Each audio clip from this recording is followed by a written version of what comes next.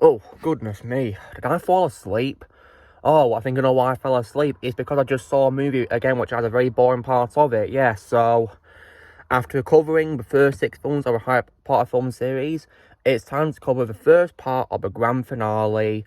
But unfortunately, this would have to be my least favourite in the series. But not terrible by any means, just a film that makes me fall asleep sometimes. So, without further ado, Accio Darth Vader. Yo, dudes, the Empire's pretty chill. Maybe you could, join it or something.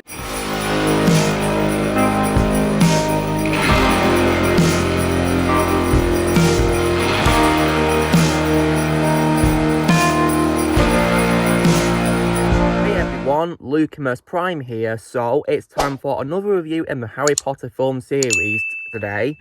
And in today's review, guys, I'm going to be reviewing what is, of course, the 7th installment of the films and the first part of the finale to the film series, based on the 2007 book of the same name by J.K. Rowling, which, of course, is part 1 of Harry Potter and the Deathly Hallows, released in 2010, directed by David Yates.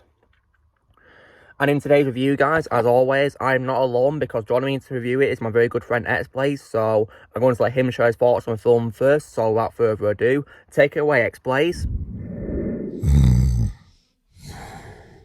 Wait, what? We're doing another review? Oh, no. Hello there, everybody. Thank you, Lucius, for inviting me for another review. Today, we're going to be reviewing the weakest movie, in my opinion. Harry Potter and the Deathly Hallows Part 1. So let's start with the pros. There's only some pros I have about this movie.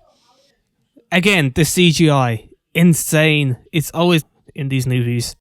It's always been insane, and that's a really good part. And also the characters are getting old as well. You can literally just see that they're getting old. And yeah, so those were my pros. Now let's go on to the cons. My first con, this movie is boring. And it also really drags on too much. It literally feels like The Boys, The Boys? It literally feels like I was watching The Boys episode because of how long it drags. But hey, it's a decent movie. I would rather watch this over The Boys Season 3. Oh yeah, thank you, Lucius, for another review. We got, finally, the last one, Deathly Hallows Part 2, which I'll be recording for you soon. And yeah, continue your review. Alright, so it's my turn to talk about this movie. So, now, when it comes to this film, guys, so how was it made? So filming for this began on the 19th of February 2009 and was completed on the 12th of June 2010. Part 1 was released in 2D cinemas and IMAX formats worldwide on the 19th of November 2010. The film received positive reviews with critics praising its performances, cinematography, visual effects, and musical score by Alexander Desplat. In the film's worldwide opening weekend, Part 1 grossed $330 million, the third highest in the series and the highest opening of 2010, as well as the 8th highest grossing of all time.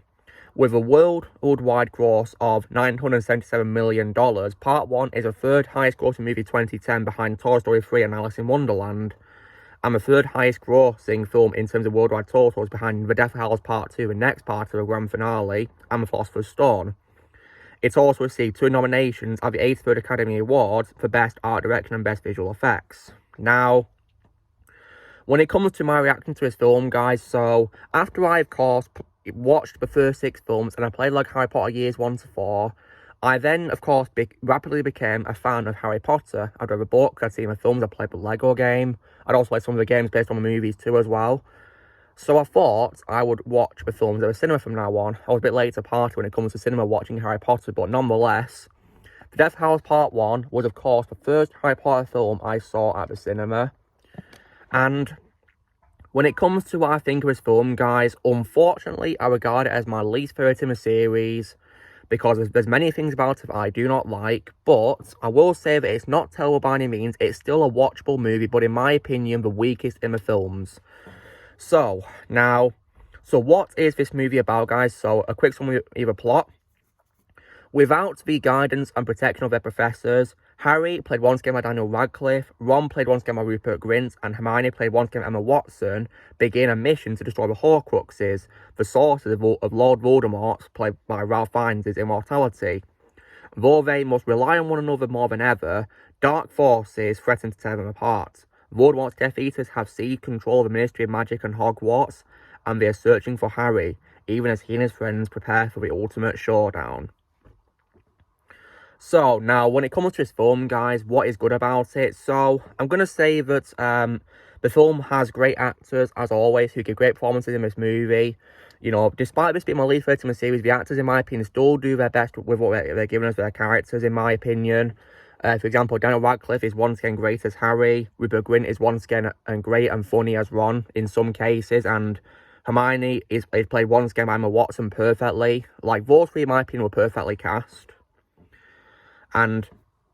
But when it comes to this film, guys, this film kind of feels like a film that focuses only on these three pretty much.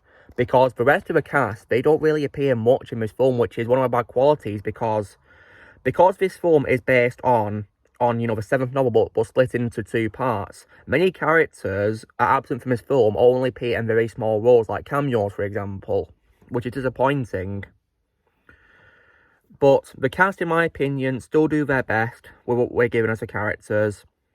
Other good things as well is, as always, the film has very good visual effects and CGI, which is very impressive. Like, I can't stress enough how good the visual effects are in this franchise.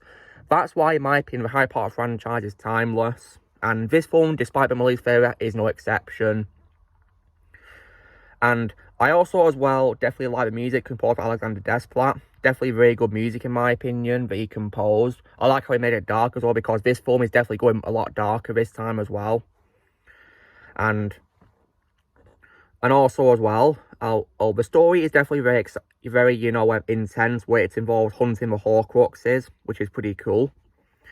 And for what they're worth, there is some good action scenes in this film as well, which I will say. For example, the battle on the broomsticks with Death Eaters over Little Whinging is good, in my opinion. It's visually stunning. The escape from Ministry of Magic is also very good to watch as well. And the chase from the Snatchers in the forest is also good too. And also the fight at Malfoy Manor is also very good as well. And so yeah, and also, I will say that there is also some emotional moments which are done very well in this movie for what it's worth. For example, I think the scene where Harry and Hermione visit Harry's birthplace called Godric's Hollow, where his parents were also unfortunately killed, was definitely a well-done scene. I especially liked how Hermione cast a spell to make a flower appear on James and Lily Potter's gravestone, which was definitely very nice of her to do. And also, when it comes to characters returning, I was also very happy to see the return of Dobby in this film, voiced once again by Toby Jones. And it was very nice to see Dobby come back, and he was a very helpful character in this movie. And yeah, and many other characters also come back in this film as well, after quite some time of absences. For example, I like the return of Sir John Hurt, may he rest in peace, as Gary Ollivander, who of course is the owner of his one shop at Diagon Alley. And that's actually a very long reprisal or gap in the series, because it was actually 10 years since he last played him, of course, in the first movie. So yeah, definitely a very long gap indeed.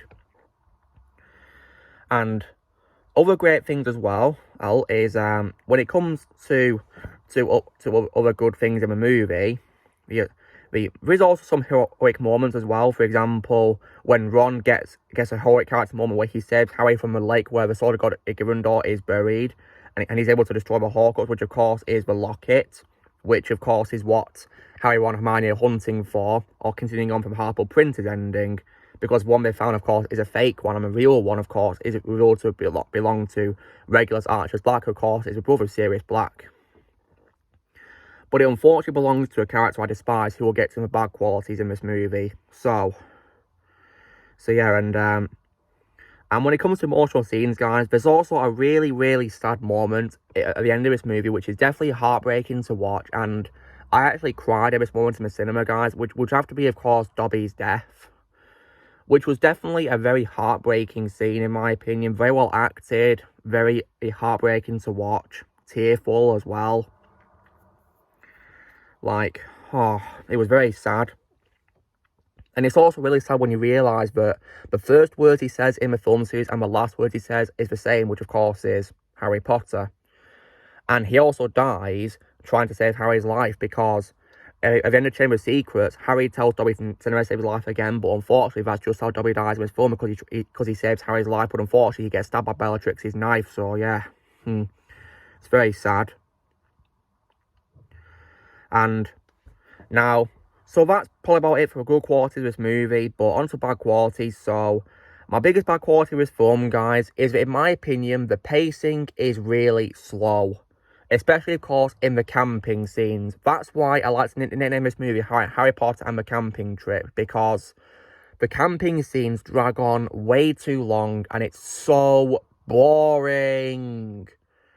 Like, because when I watched it at the cinema, guys, I nearly fell asleep because it was so boring. But thankfully got woken up by who I was watching it with, so I didn't miss anything, thankfully. But yeah, it was just so boring in my opinion, and especially that part.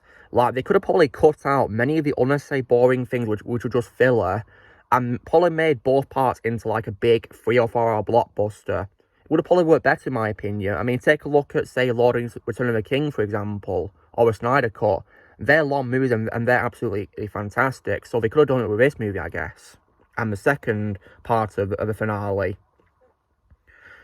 And also, you know how I said that a character comes back in this film who I despise, who has the locket, which of course has the Horcrux, of course? Well, that character, as I've already ranted about in my review for Order of Phoenix, as you may have guessed, is Umbridge. Like, her coming back in this film did not help at all. Like, because I absolutely despise Umbridge, and even though she doesn't have much screen time in this film compared to Order of Phoenix, she's still very unlikable in this movie. I absolutely can't stand her. But I will say, well, but it was very satisfying when Harry, of course, said to her in disguise as Albert Runcorn, says to her, "You're lying, Dolores, and one mustn't tell lies. Stupefy." That's a very satisfying moment, but still, I can't stand Umbridge because she's so unlikable. I despise the character. Easily, in my opinion, the worst character in the franchise. And yeah, I'm sick of Umbridge. And what I also don't like about this is also, I feel this film also unfortunately makes Ron unlikable before the scene where he destroys a Horcrux, because I do not like how, out of nowhere, he turns against Harry and Hermione in that arc, and I absolutely hate the argument scene. Like, it makes me really angry, and what especially sets me off in anger is when he tells Harry his parents are dead and he has no family. Like, that was just so cruel and completely out of order in my opinion. Like, what happened to Ron? I really don't know. And also as well, apparently, the reason why he came back is because he was given, of course, Dumbledore's Deluminator, which of course takes the light as left in his will from Dumbledore. And of course, the Deluminator, you know, has him hear Hermione's voice while he's in a pub. Like, why didn't they show this happening? They should have had a scene where he realises he's got to go back. Like, it does not make any sense at all, really, why we didn't include that. And speaking of, you know, cutting out scenes, this film is also guilty of cutting out some important scenes which were filmed. Like, one thing happens at the beginning, because at the beginning of the movie, guys, the Dursleys are leaving because they think it's not safe anymore. They cut a scene where Harry has one final conversation with Petunia.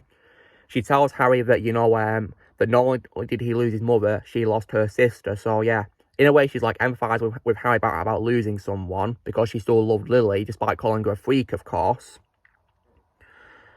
And then, of course, Dudley is also about to leave, but then he makes up with Harry, they shake hands, and Dudley tells Harry he doesn't think he's a bad person. So, like, why did we cut that out? Because that would have been a great way to end Dudley's story right there, wouldn't it? Like, it would have probably been a much more satisfying wrap-up for the Dursleys compared to what we got, because they only appear for, like, a few seconds in the actual movie, compared to the deleted scene, of course, which is disappointing. So yeah, it's pretty silly, really, how they cut that out. And I also, as well, did not like as well, how they cut out, how they changed something in the book involving a wizard introduced in this film, which, of course, is Grindelwald.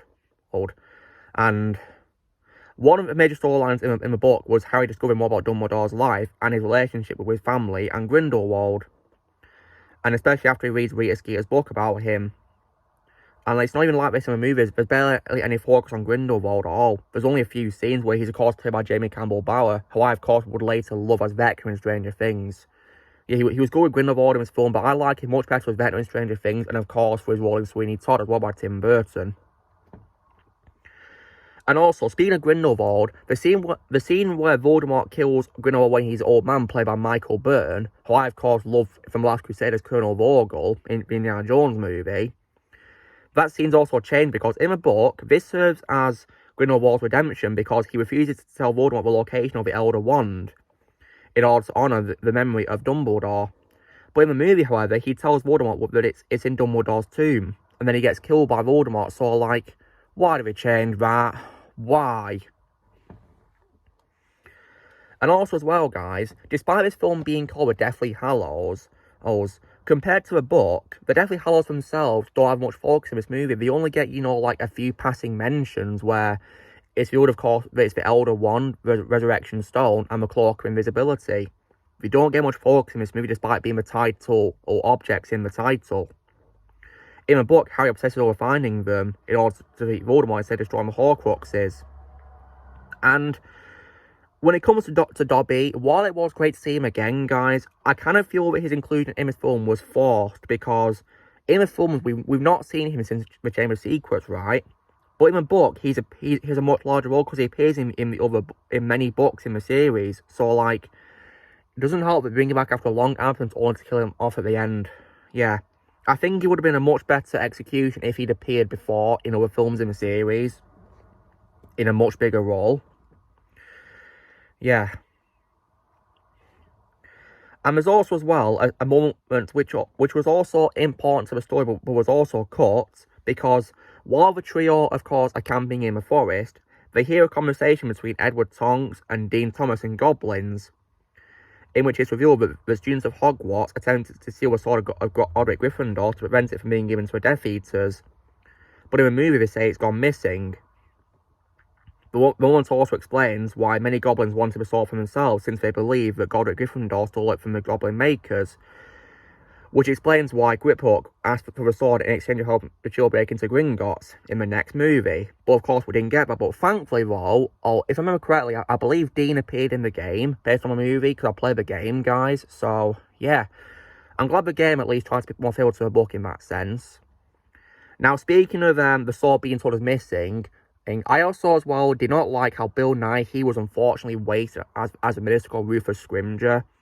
He only appeared in the film for a few minutes, or only a couple of scenes, all to be killed off screen. So, like, come on, how could you waste Bill Nighy like that? Like, I'll like him far better with Davy Jones, to be honest, in Pirates of the Caribbean. But yeah, I was really disappointed he got wasted in this movie. Yeah, and when it comes to, of course, the vault in Gringotts, where the sword is, the vault, of course, belongs to Bellatrix, right? And there's also a scene which, in my opinion, is very disturbing in this film, which is very hard to watch. And one of the reasons why this film is my least favorite in the series is because I find the scene where Bellatrix tortures Hermione really harrowing and disturbing to watch. Where after Harry and Ron are sealed in a vault with, of course, Luna Lovegood, Griphook, and Mr. Ollivander by Wormtail, Bellatrix tortures Hermione in a conversation which she, of course, is a girl to girl. And she pins her to the floor and interrogates her. And she writes mudblood on her arm in Hermione's blood. And Hermione is like screaming as loudly as possible. Like, it's just horrible to listen to. And apparently, it made her scared of Helena Bonham Carter and Emma Watson when they filmed it. But thankfully, however, they were on good terms because after filming that scene, Helena, of course, checked if Emma was okay after filming it. So yeah, thankfully, they remain on good terms filming it, though. Thankfully. But that scene is just so disturbing to watch, guys. It's one of those scenes where I like to fast forward because, yeah, when I rewatched this film last night, guys, I actually skipped a couple of scenes because they're just hard to watch, in my opinion, like that scene, for example. And also, as well, I skipped many of the scenes in the camp because they drag on way too long and get so boring. And also, you know I said earlier about some characters barely appearing in a movie? Well, yeah, that could be said here because Because apart from, of course, the trio, who of course have a more screen time in this film, many of the important supporting characters barely have any screen time in the film, which is disappointing because it's supposed to be the first part of a grand finale and you don't feature supporting characters. That's not good in my opinion. That's why I strongly prefer the second part of a grand finale in my opinion. And why I think that one is way more superior in every way, actually. And when it comes to this film, I also did not like how, while I was happy to see Madame Moody come back played once again by Brendan Gleeson, my favourite all of his, I did not like how he was also unfortunately wasted and also killed off screen too, just like Rufus Scrimger was. So, like, come on. You bring Madame Moody into his film only to waste him? Like, how could you do that? Like, he's such a cool character, one of my favourites in the franchise, and you killed him off? Yeah, I can't accept that. It's even more sad when you realise that the character who says that Mad Eye's dead is played by Brendan Gleeson's son, Domhnall Gleeson, who of course plays Bill Weasley in this movie, which is one of the roles of his. Yeah, definitely in my opinion, way better in this one compared to of course, the Disney World sequel Trashology, in my opinion. Yeah. But my favourite role of Domhnall is in The Revenant, but I'll say that. But he was great in my opinion as Bill Weasley in this movie, for sure. It was also nice to see as well Clemens Paul come back as Fleur Delacour as well, and also as well Franz Delator's Madame Maxine at of course Bill and Fleur's wedding. But that's pretty much all we get of them really. They don't really appear much. And speaking of deleted scenes, guys, there's also a scene cut from the wedding which could have probably explained why Ron becomes unlikable later on, because one of the guests of a wedding is Victor Crumb, and Stanislav Ionescu actually came back to reprise his role for that scene, and he had a dance with Hermione, and it would have probably caught, and it caused tension, but they cut it for some reason. Like, why did they do that? Because like that would have been a great way to increase the tension and further explain why Ron out of nowhere becomes unlikable in the movie. That probably worked a lot better if they kept that scene in, but no, they cut it out. So yeah, this film is guilty of cutting out many important scenes and being unfaithful to the book in many areas. And it's also guilty, in my opinion, of having very slow pacing as well, especially in the camping scene, which is why I fast forward them usually. And yeah. So, but nonetheless, guys, despite being my least favourite in the franchise, it's still watchable thanks to the great actors and the great visual effects and cinematography. But I feel if it cuts many of the boring scenes out, which served only as filler for the film's runtime of 146 minutes, I think it would have made more sense if they just, like, put the two parts together into one, like, big 3 or 4 hour blockbuster, really. Because it has worked before with many films before. I mean, there's many films I've seen, guys, which have longer runtimes than this film, which in my opinion, don't feel as long as this movie. Because this movie feels longer with 146 minutes. It feels way longer, in my opinion, due to the boring scenes. Which I personally don't like. I mean, for example, take a look at, like I already said before, Lord of the Rings Return of the King, and also as well, Avengers Endgame as well, my favorite MCU movie of all time, and also the Snyder Cut. And even as well, other things too, like my favorite war movie, Saving Private Ryan, and also as well, my favorite heist movie of all time, Heat. Those films are pretty long, in my opinion, but they have amazing pacing. And also the Godfather films too are also long, but they don't have bad pacing, in my opinion, at all. No. This film, unfortunately, however, does, despite being shorter than them, which is a shame, really, isn't it? Really big shame, because I love the Harry Potter franchise, guys, but unfortunately, this is my least favourite in the series. So, yeah. But the good qualities, like I said, is, the cast is still really good, but I feel that many of them are unfortunately underused, which disappoints me. Especially people like Alan Rickman as Snape, because he's my favourite character in the franchise. May Alan rest in peace. Thankfully, he was used much better in the next movie because he of course, becomes the head of Hogwarts after Dumbledore's death. And speaking of Dumbledore, despite appearing in the main cast, Michael Gambon also barely appears as Dumbledore in this movie. So, like, why would you list Michael Gambon in the main cast? Because that's very misleading, because his character died in Half-Blood Prince. Because he only appears, guys, for, like, a cameo appearance as a dead body, of course, in the tomb when Voldemort takes the Elder Wand from his tomb. So, like, yeah, why would you list Michael Gambon in the main cast when he's going to be barely in the movie at all? Yeah. And also, same of course be applied to Robbie Coltrane, may rest in peace, as Hagrid. He only appears at the beginning of the movie as well, which is disappointing. So, like, come on. Why would you have Hagrid be underused like that? Yeah, it's not fair, is it? So yeah, I feel this film is unfortunately guilty of underusing everyone apart from the main 3 characters, which is disappointing. Very disappointing in my opinion. But nonetheless, guys, do I think the Death House Part 1 is terrible? Well, no. I just think it's, in my opinion, the weakest of the films because of all the reasons I've said, you know, like, because in my opinion, it's boring in many areas. Umbridge returns, who is very unlikable, and also many characters are unfortunately very underused in the movie. And also, it's also guilty of changing and also cutting out things from the book as well, which is very disappointing in my opinion. So, if I was to give the movie out of 10, guys, I think I gave it the same score on my ranking video back in 2020, if I remember correctly.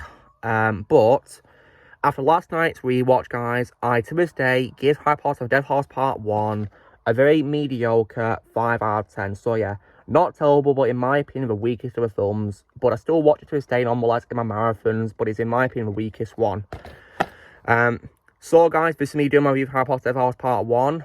So, yeah, and of course, next week, I'll be, of course, talking about the grand finale's second part, which I can't wait to do. And I'm very, very excited to talk about it, which in my opinion, is way better than the first part of Death House, in my opinion. Way better, and I can't wait to rewatch it. I'm very excited. So, you know, drill, guys. Be sure to give this video a like. Also, be sure to comments what you guys thought of Harry Potter Death House Part 1 if you sent to what your thoughts on in the comments below. Also, thank you to X-Players for taking part in review with me, and also please go subscribe to X-Players, guys, as always, because he's got a great channel which is worth checking out. Also, be sure to join the team Power Best and subscribe in the future. If you would like to be a member, you can join in piece ads or your subscription, and Mischief managed.